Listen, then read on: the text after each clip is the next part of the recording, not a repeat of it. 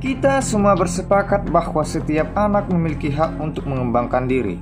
Proses pengembangan diri itu membutuhkan hadirnya sebuah institusi atau yang kita kenal saat ini dengan sekolah.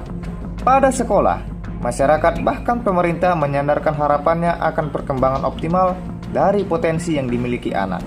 Dalam hal ini, sekolah menjadi tumpuan harapan masyarakat melalui penyediaan layanan pendidikan bagi seluruh anak tanpa memandang latar belakang anak.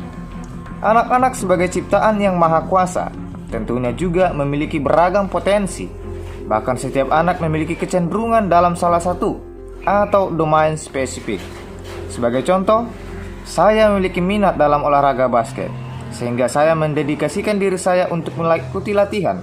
Bahkan setelah saya mengikuti latihan, saat ini saya mengembangkan dan memberikan, bahkan men-sharingkan ilmu yang saya berikan kepada anak-anak didik saya. Di samping itu juga saya gemar dalam membaca dan berdiskusi, terutama yang bertajuk pada isu pendidikan, agama, dan sosial.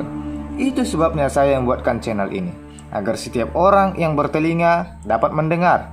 Beberapa gagasan dari saya yang sedikit banyaknya, saya yakin akan membantu dan membuka alam intelektual kita semua. Pada kenyataannya, pendidikan kita sebagai bentuk layanan dan sekolah sebagai dapur produksi terhadap anak seringkali mengandung tindakan-tindakan yang diskriminatif, yang alih-alih katanya mengembangkan potensi anak, tetapi justru menghambat perkembangan potensi dari si anak.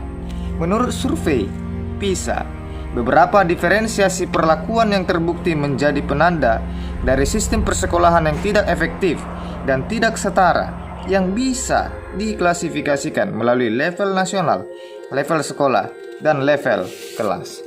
Selain itu juga, diskriminatif tidak hanya terjadi pada anak, tetapi juga terjadi pada guru.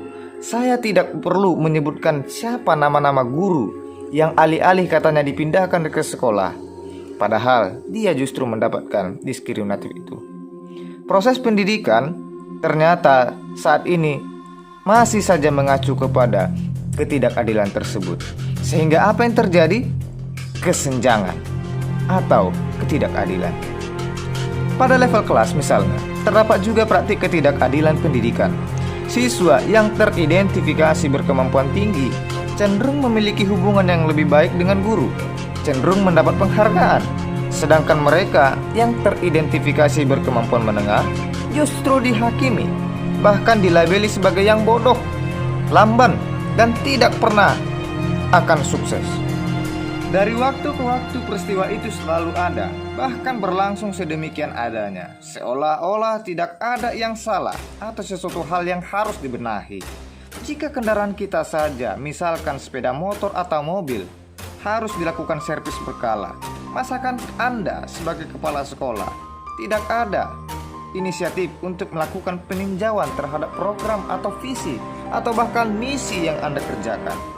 Untuk itu, dalam mendukung sistem pendidikan yang berkeadilan, setidaknya ada beberapa fitur yang harus diperhatikan. Yang pertama itu adalah otonomi sekolah. Otonomi sekolah ini menyangkut bagaimana seorang guru di dalamnya dapat melaksanakan proses perencanaan hingga pelaksanaan pembelajaran itu. Kepala sekolah haruslah jujur, terbuka, dan memiliki visi misi yang membangun serta mencerdaskan. Perencanaan dan pelaksanaan pembelajaran serta pengalokasian dana haruslah terarah dan teratur. Bila memang adalah lebih baik mengalokasikan dana untuk menunjang semangat guru dalam mencerdaskan anak-anak serta memperlengkapi kebutuhan mereka dalam belajar, mengapa sekolah tidak memberikannya? Lalu yang kedua, adanya penghargaan kepada guru. Dengan kata lain, sekolah harus memberi penghargaan kepada guru-guru yang berpotensi dan berhasil mendorong anak-anak untuk menghasilkan kreativitas dan inovasi, yakni yang berasal dari dalam diri mereka.